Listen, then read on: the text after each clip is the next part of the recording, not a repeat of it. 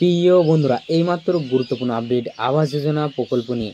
তো বন্ধুরা, আবাস যোজনা প্রকল্পের নিয়মে পরিবর্তন করা হয়েছে। আবাস যোজনা প্রকল্পে কি নিয়মে পরিবর্তন করা হয়েছে, এবার থেকে আপনারা সকলেই কিন্তু আবেদন করতে পারবেন। কারা কারা আবাস যোজনা প্রকল্পে সহজেই আবেদন করতে পারবেন, নিয়মে পরিবর্তন করা হয়েছে, কি কি পরিবর্তন করা হলো, কারা কারা আবেদন করতে পারবেন, কত টাকা করে এবার আবাস যোজনা প্রকল্পে দেওয়া হবে।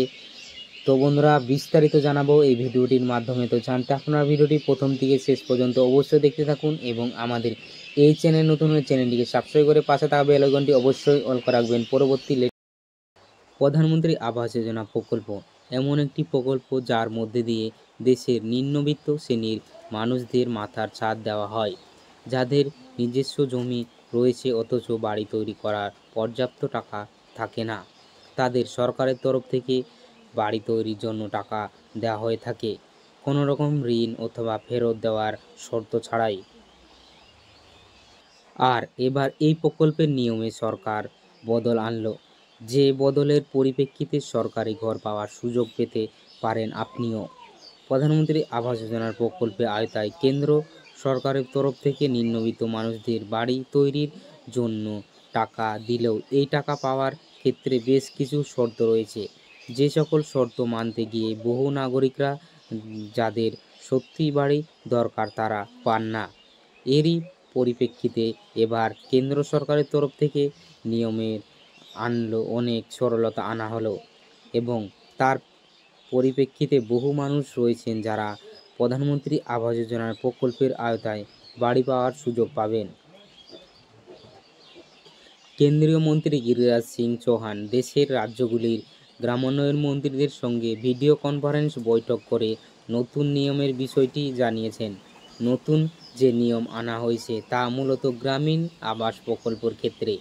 আগে কারো বাড়িতে মোটরসাইকেল, রেফ্রিজারেটর, মাছ ধরার মোটর চালিত নৌকা, ল্যান্ডফোন ইত্যাদি পাশাপাশি মাসিক 15,000 টাকার বেশি আয় হলে তাকে এই প্রকল্পের সুবিধা দেওয়া হতো না।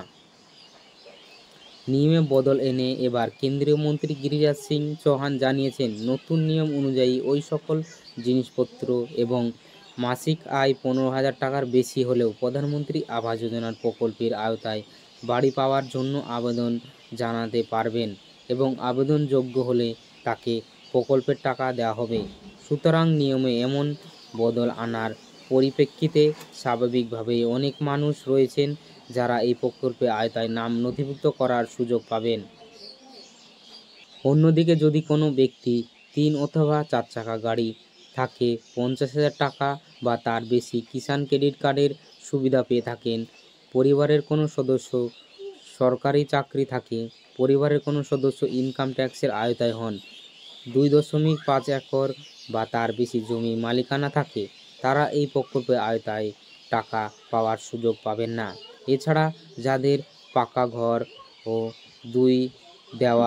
দুটির বেশি ঘর রয়েছে, পাকা দেওয়াল 2টির বেশি ঘর রয়েছে, তারাও এই প্রকল্পের সুবিধা পাবেন না।